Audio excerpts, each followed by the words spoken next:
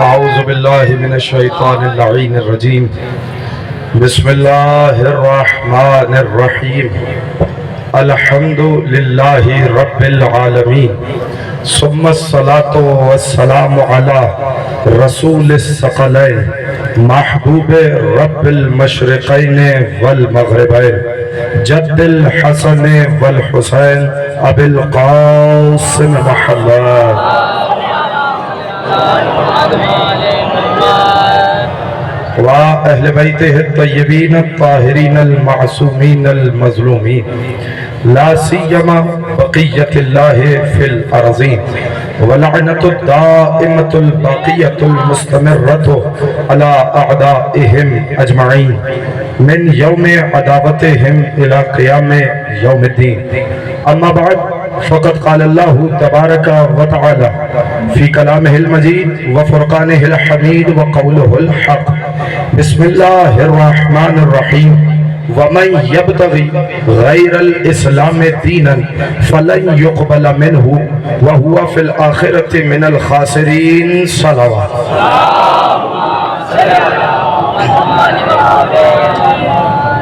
یہ عاشقان احمد مختار، یہ موالیان حیدر کرار، یہ جذبے سلامت رہیں، یہ ولولے سلامت رہیں، یہ عزا سلامت رہے، یہ محبت و عشق حسین سلامت رہے.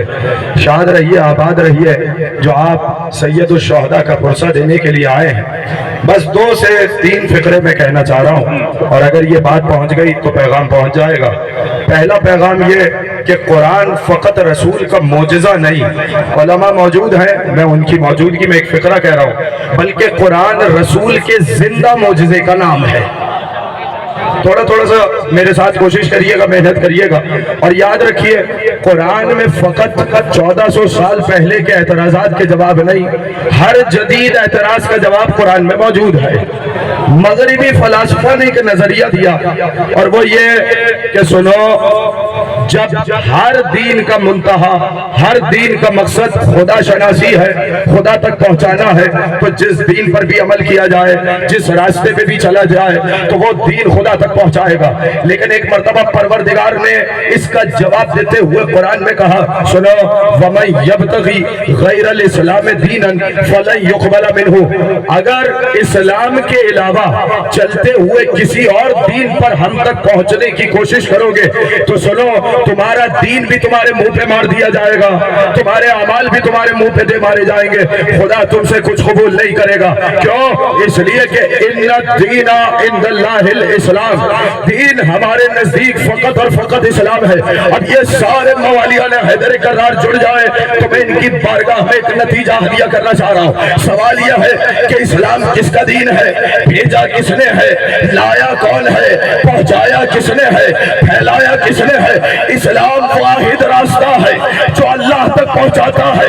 دین اللہ کا ہے، پہنچایا محمد نے، مگر یہ اسلام اس وقت تک نہیں پھیلا جب تک ابو طالب کا بیٹا دعوت ذوالعشیرہ میں نبوت کی گواہی دینے کے قابل نہ ہو گیا.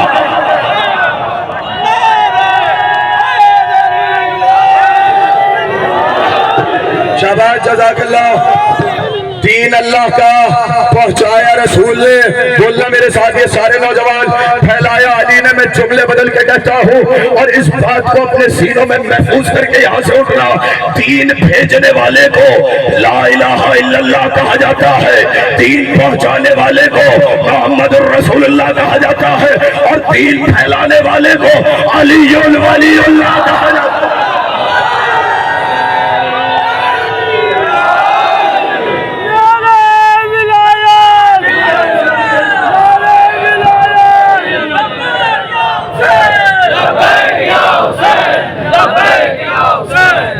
پیغام وصول کرتے چلے جانا، اس تسلسل کو ذہن میں رکھنا.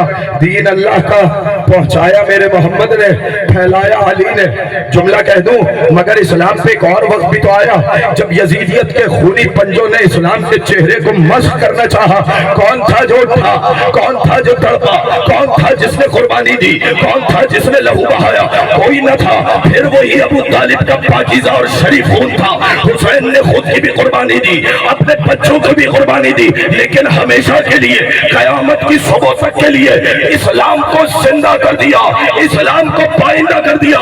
میں جملے بدل کے کہتا ہوں، اسلام بھیجنے والے کو لا الہ الا اللہ کہتے ہیں، پہنچانے والے کو محمد الرسول اللہ کہتے ہیں، پھیلانے والے کو علی ولی اللہ کہتے ہیں، اور بچانے والے کو حسین بن لا الہ کہتے ہیں۔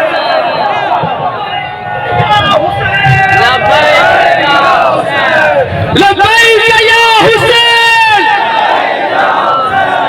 لبیک یا حسین، لبیک یا حسین، ہے ہماری درسگاہ، مل کر ہے ہماری درسگاہ،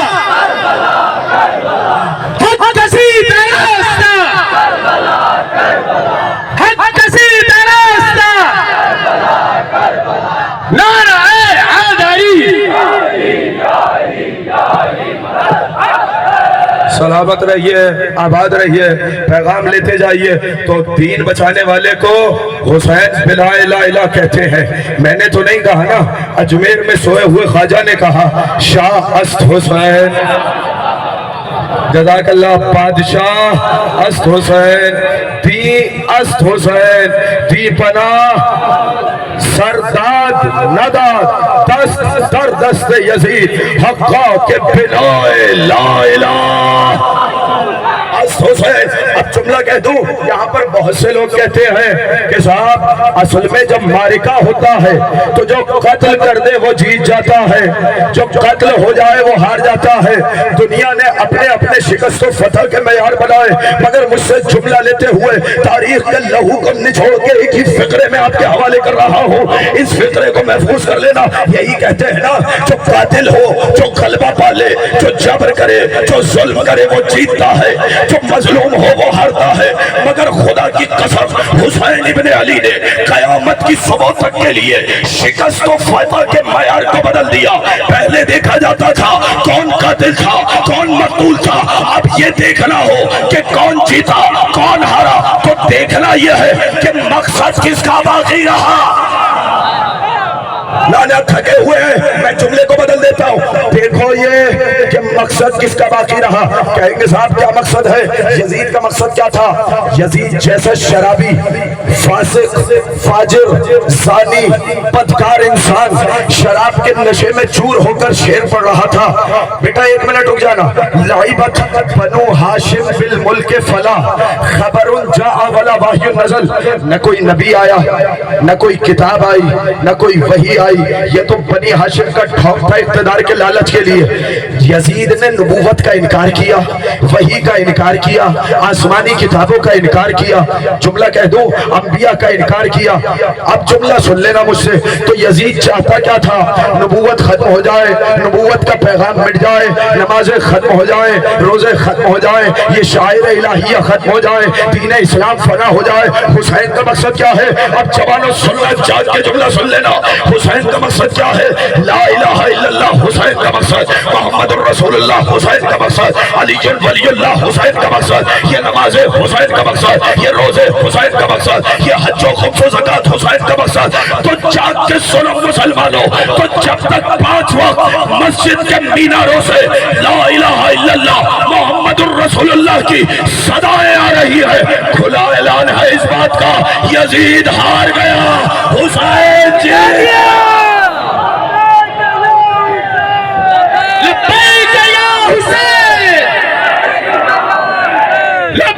موسم کیا چیز ہے؟ 1400 سال گزر گئے، حسین کا نام لینے والے زندہ ہیں، اور اپنی بچوں سے زیادہ، اپنے ماں باپ سے زیادہ، اپنی قوم سے زیادہ حسین سے محبت کرنے والے اس دنیا میں موجود ہیں۔ جتنا یزید کا نام لینے والے نہیں، اتنا حسین پہ مرنے والے موجود ہیں۔ جملہ کہہ دو، یزیدیت کے جو طوفان سر اٹھاتے ہیں، اب اگلا مصرع پہنچ جائے تو مجھے تائید مل جائے گی ان مومنین کی، یزیدیت کے جو طوفان سر اٹھاتے ہیں، حسینیت کے سمندر میں ڈوب جاتے ہیں۔ نعرہ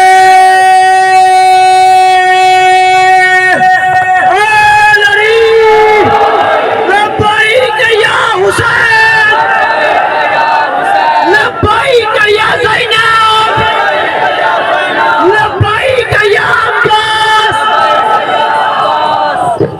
بس ختم ہو گئی بات. لیکن جانتے ہو اربعین کا روز کون سا؟ آج تمہاری شہزادی کربلا پہنچی تھی نا. مگر جانتے ہو یہ مجلس کیوں کرتے ہیں؟ جانتے ہو یہ مصائب کیوں پڑھتے ہیں؟ جب یزید نے رہائی کا حکم دیا تھا نا، تمہیں معلوم ہے سید سجاد کو بلایا. میرا بیمار امام، ہاتھوں میں ہتھکڑیاں، پیروں میں بیڑیاں، گلے میں خاردار توق، میرے مولا کے زیور کو اتارا نہیں گیا. حداد کو بلایا گیا، سجاد کا توق بھی کاٹا گیا، سجاد کی بیڑیاں بھی کاٹی گئی. کیسے جملہ کہوں، گوشت گل گیا تھا. اللہ جانے کتنا غریب ہے حسین کا لال. جملہ کہو، یزید نے کہا شام میں رہنا چاہتے ہو یہاں رہو، اپنے گھر واپس جانا چاہتے ہو واپس جاؤ. جانتے ہو سید سجاد نے کیا شرطیں رکھی؟ پہلی شرط یہ ہے، جب سے میرا بابا شہید ہوا ہے، جب سے شمر نے میرے بابا کے گلے پہ خنجر چلایا ہے، ہم نے کھل کے اپنے بابا پہ گریہ نہیں کیا.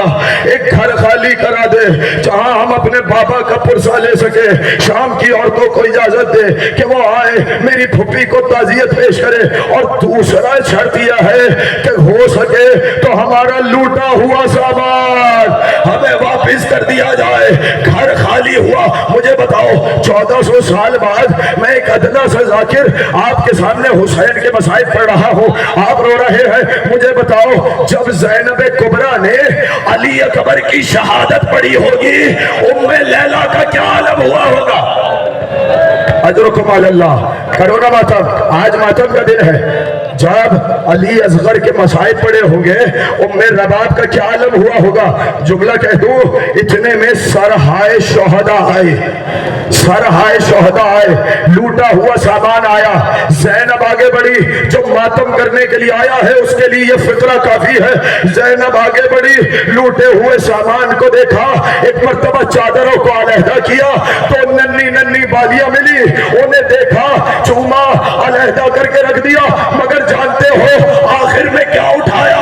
ایک لہو میں ڈوبا ہوا کرتا اٹھایا، جس کی زہرا نے وصیت کی تھی زینب میں نہ ہوں گی، لیکن جب حسین آخری سلام کے لیے آئے اسے پہنا دینا، اور جب رہا ہو کر مدینے آنا میری قبر پہ کرتے کو ڈال دینا. اجرکم علی اللہ. آخری دو جملے سن لو، مجھے تفصیل پڑھنی تھی، وقت نہیں ہے، بس دو جملے سنے. میں کیا کہوں، کس منہ سے کہوں؟ کٹے ہوئے سر آئے، بیویاں کھڑی ہوئی. جانتے ہو کس کا سر آیا؟ نواسہ رسول کا. سید سجاد آگے بڑھے، کہنے لگے السلام علیکہ یا ابا عبداللہ الحسین. ایک مرتبہ سلام کیا، عباس کا سر آیا، ام کلثوم نے اس سر کو لیا. علی اصغر کا سر آیا، ام رباب نے اس سر کو لیا. ام لیلا نے علی اکبر کے سر کو لیا. ام فروہ نے قاسم کے سر کو لیا. اتنے میں تو ننھے ننھے سر تھے جن کا اٹھانے والا کوئی نہ تھا.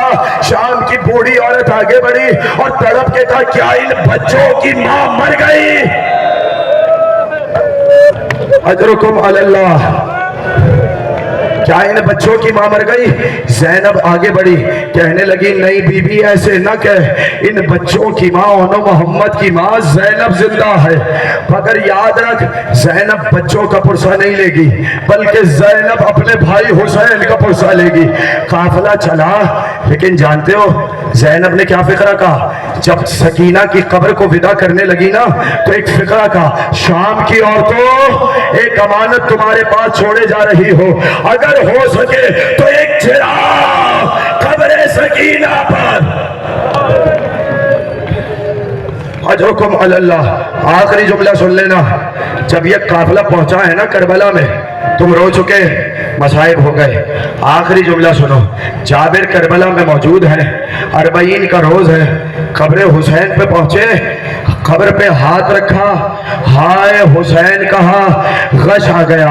آخری جملہ کہہ رہا ہوں، میں ہاتھ جوڑ کے نہ پوچھ لوں اے جابر تم نے صرف قبر پہ ہاتھ رکھا، غش آ گیا، سلام کرو زینب کبریٰ پر. 70 قدم کے فاصلے سے دیکھتی رہی، شمر کا خنجر چلتا رہا، پکارتی رہی شبار، اسے میری ماں نے چکیا پیس کے پاس.